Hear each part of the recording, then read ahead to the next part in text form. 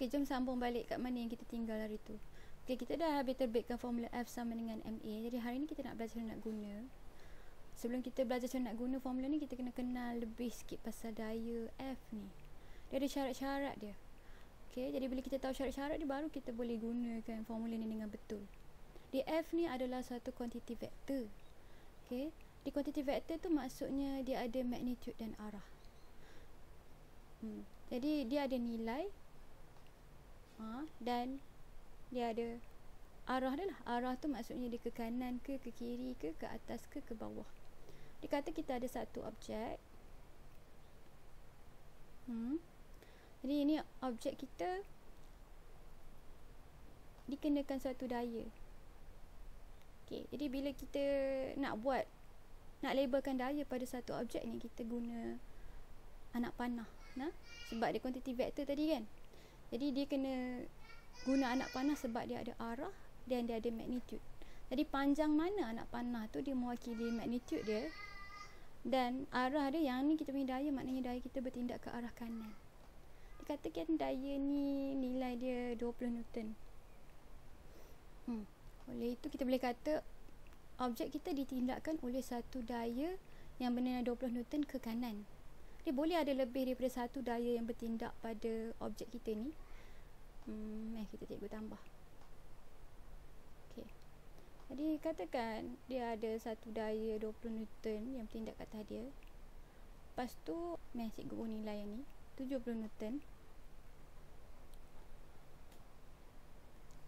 Alright. Jadi ada lebih daya bertindak pada dia. Jadi dua-dua ni daya yang bertindak ke arah kanan kan. Jadi kalau kita nak tahu jumlah keseluruhan daya yang bertindak ke atas objek tu, kita boleh jumlahkan dia. Kita boleh jumlahkan daya tu.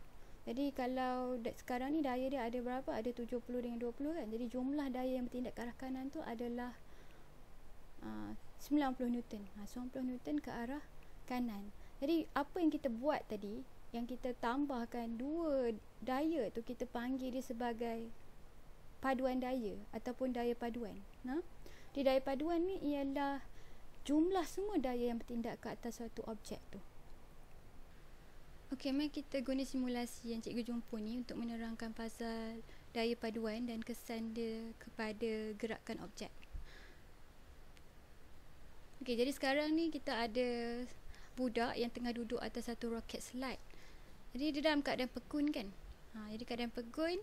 Oleh itu, walaupun dalam keadaan pegun, masih ada lagi daya yang bertindak ke atas dia. Tapi kenapa dia pegun? Sebab daya-daya yang bertindak kepada dia tu adalah sama besar. Jadi ada dua daya yang bertindak pada dia, yang datang daripada berat dia sendiri.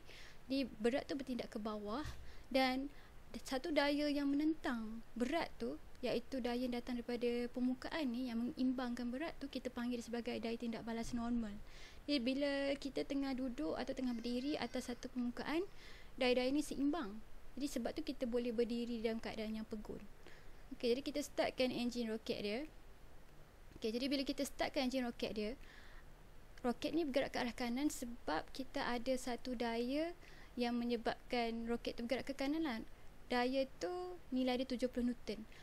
Jadi sekarang ni kita ada daya ke depan, belakang tak ada apa-apa daya, atas bawah sama besar.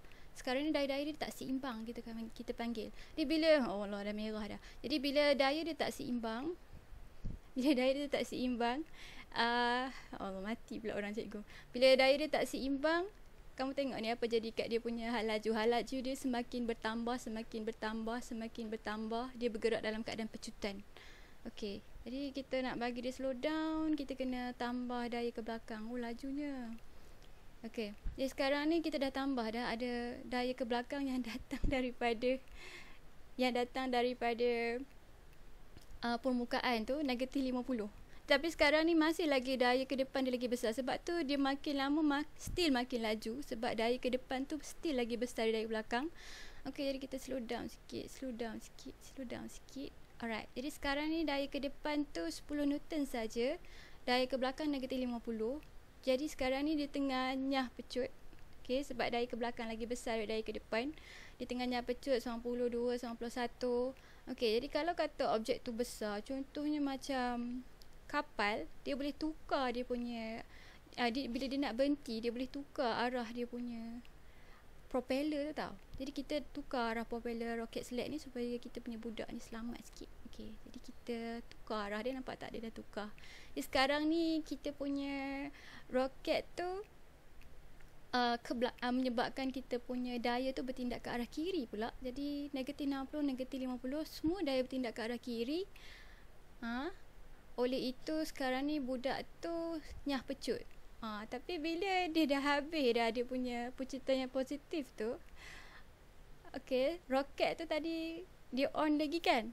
Jadi sekarang ni kita punya roket tu dia menghasilkan daya ke kiri negatif 60 Newton yang menyebabkan dia bergerak ke arah kiri pula, dan friction tu pula bergerak ke arah kanan. Okey, jadi game ni seronok, kamu boleh try sendiri. Cikgu suka. Apa yang cikgu tak suka kamu boleh tambah air drag lagi. Jadi kamu eksperimen lah, tengok apa yang berlaku.